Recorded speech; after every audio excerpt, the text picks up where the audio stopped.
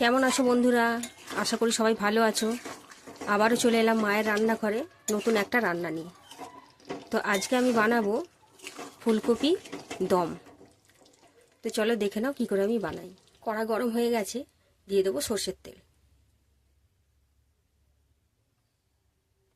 তেল গরম হয়ে গেছে, এতে কেটে রাখা ফুলকপিগুলো দিয়ে দেবো।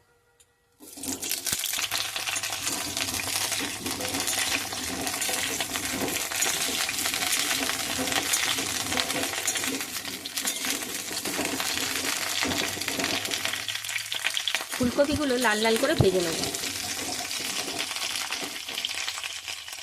ফুলকপিগুলো লাল লাল করে ভাজা হয়ে গেছে, এবারে তুলে নেব। ওই তেলে আরও একটু সর্ষের তেল দিয়ে দেবো। এবারে আলুগুলো একটু লাল লাল করে ভেজে নেব।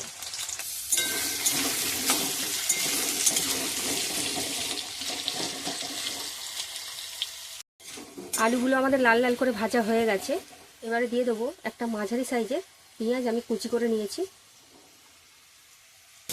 পেঁয়াজটা আলুর সাথে ভালো করে একটু ভাজা ভাজা করে নেব।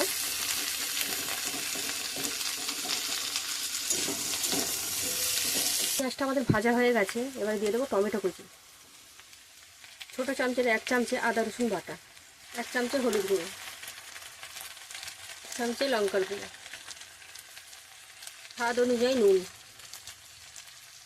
আর সামান্য পরিমাণ চিনি। আলুর সাথে মশলাটা ভালো করে কষিয়ে নেব। আলুর সাথে মশলাটা আমাদের কষানো হয়ে গেছে, দিয়ে দেবো ভেজে রাখা ফুলকপি।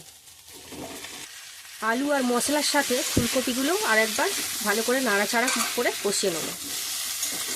ফুলকপি আলু মশলা সব কষানো হয়ে গেছে, এতে দিয়ে দেবো পরিমাণ মতন জল। এবারে চাপা দিয়ে সেদ্ধ করে নেব।